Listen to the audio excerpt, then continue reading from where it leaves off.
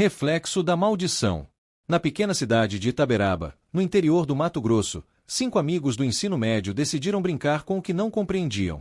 Lara, Vinícius, Rafa, Júlia e Caio eram curiosos e entediados, e em uma sexta-feira à noite, resolveram invocar a loira do banheiro, uma lenda antiga que circulava pela escola desde os anos 90. Diziam que uma jovem chamada Maria Augusta, assassinada por professores e trancada no banheiro da escola, ainda aparecia para se vingar, desde que se seguisse o ritual correto: bater a porta 3 vezes, dar a descarga 3 vezes e repetir seu nome em frente ao espelho. Mas eles queriam algo mais intenso. Vasculhando fóruns obscuros na internet, encontraram uma versão ampliada do ritual. Dizia que se o sangue de todos os participantes fosse pingado no ralo do banheiro, a loira despertaria por completo e poderia atravessar o espelho. Movidos pela adrenalina e a vontade de provar que era tudo mentira, entraram no banheiro feminino do antigo prédio escolar, abandonado desde um incêndio em 2003. À meia-noite, seguiram cada passo, rindo nervosos enquanto cortavam os dedos e repetiam o nome da entidade. Quando o último nome foi dito, o espelho estremeceu e trincou sozinho. A água do ralo começou a borbulhar e um cheiro podre invadiu o ambiente. Assustados, os jovens correram para fora, mas algo já havia sido libertado. Naquela mesma madrugada, Vinícius foi encontrado morto dentro do banheiro da casa dele, com o espelho todo embaçado por dentro. A autópsia revelou que ele havia se afogado, mesmo estando seco por fora. No dia seguinte, Rafa começou a ter pesadelos em que uma mulher loira, de vestido sujo e olhos furiosos, o observava da pia. Tentou evitar espelhos, mas à noite, ao se olhar de relance em uma colher de inox, viu o reflexo dela se aproximando. Horas depois, sua mãe o encontrou com a cabeça mergulhada no vaso sanitário, como se alguém o tivesse segurado lá com força descomunal. Júlia, desesperada, foi à igreja procurar ajuda. Contou tudo ao padre, que a orientou a se confessar. Mas no momento em que entrou no confessionário, a porta se trancou sozinha. Gritos foram ouvidos do lado de fora. Quando conseguiram abrir, ela estava morta, com a palavra traidora riscada à unha no próprio rosto. Caio decidiu fugir e apagar todos os registros do ritual. Quebrou o celular, deletou mensagens, queimou o caderno onde tinham anotado a versão da brincadeira. Mas ao tentar deixar a cidade, se deparou com bloqueios, pneus furados, a estrada desabando por causa de uma chuva repentina, e por fim, o carro parando misteriosamente diante do portão do antigo colégio. No banco do passageiro, uma mecha de cabelo loiro ensanguentada. Lara foi a última. Reuniu coragem e voltou ao colégio para tentar encerrar o que haviam começado. Levou uma vela, sal grosso e tentou refazer o ritual ao contrário, implorando por perdão. Mas ao acender a vela, o espelho rachado caiu da parede e se despedaçou em 1000 fragmentos. Em cada pedaço, ela viu o rosto dos amigos gritando por socorro, e o da loira, sorrindo. Ela nunca mais foi vista. Apenas seu celular foi encontrado, com uma foto tirada a 0 hora, um banheiro vazio e uma sombra feminina atrás da câmera. Desde então, o colégio continua fechado, mas a lenda voltou a se espalhar com força. Professores evitam contar a história, mas alunos juram ouvir risadas femininas nos banheiros abandonados. E todo ano, alguém desaparece, sempre após dizer que vai brincar com a loira. A maldição de sangue.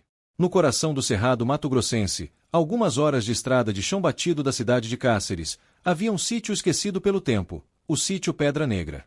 Erguido em meados de 1890 por imigrantes portugueses, o lugar tinha fama entre os mais velhos da região. As lendas diziam que ele fora construído sobre um antigo cemitério indígena e que um dos primeiros donos havia feito um pacto de sangue com forças antigas. Durante décadas, ninguém levava isso a sério, até que o silêncio daquela terra voltou a ser quebrado por uivos em noites de lua cheia. Já era novembro de 1994 quando Juliana Ribeiro, 24 anos, decidiu visitar o velho sítio herdado do avô, falecido um ano antes. Desde a morte dele, o lugar estava abandonado.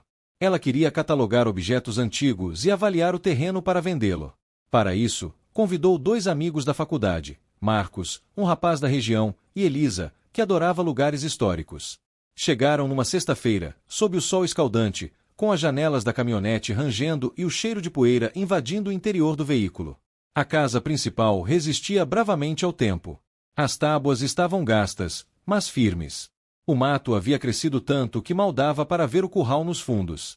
Durante a limpeza, encontraram objetos curiosos: um crucifixo enferrujado com inscrições em latim, velas negras já derretidas, e o mais estranho, um diário antigo, parcialmente comido por cupins, escondido sob o assoalho da cozinha. Nele, o bisavô de Juliana relatava sonhos com feras que andavam como homens e uma maldição ancestral lançada após ele caçar um indígena em uma disputa de terras. Naquela noite, sob o céu limpo e a lua cheia como uma lâmina branca, os três prepararam um churrasco e conversavam animadamente na varanda. O clima era leve até um uivo longo ecoar pela mata. Juliana tentou disfarçar o nervosismo com uma risada, mas Marcos empalideceu. Isso não é lobo-guará. Isso aí é coisa que não devia estar viva, disse em voz baixa. Elisa zombou, mas o silêncio que pairou após a fala de Marcos era quase palpável, como se o próprio ar esperasse algo. Já passava da meia-noite quando os barulhos começaram. Arranhões nas paredes, passos pesados do lado de fora e um cheiro forte, misto de sangue e podridão, invadiu a casa. Elisa espiou pela janela, mas só viu a escuridão. Até que duas pupilas douradas se ergueram da mata, fixando-se nela com uma inteligência faminta.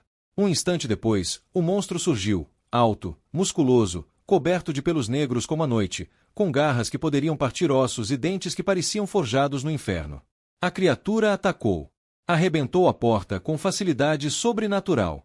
Marcos tentou enfrentá-la com uma tocha improvisada, mas foi lançado contra a parede, desacordado. Juliana e Elisa fugiram pelos fundos, correndo sem rumo pelo milharal.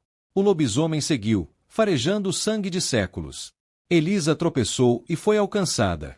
Juliana, em desespero, se escondeu no celeiro abandonado, onde o cheiro de milho velho se misturava ao medo.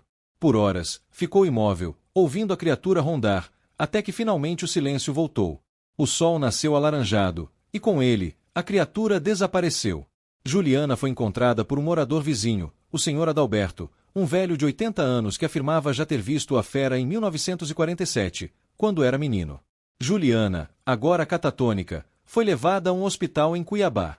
Ela nunca mais falou, apenas desenhava repetidamente símbolos estranhos e escrevia a mesma frase nas paredes: o sangue chama, o sangue volta.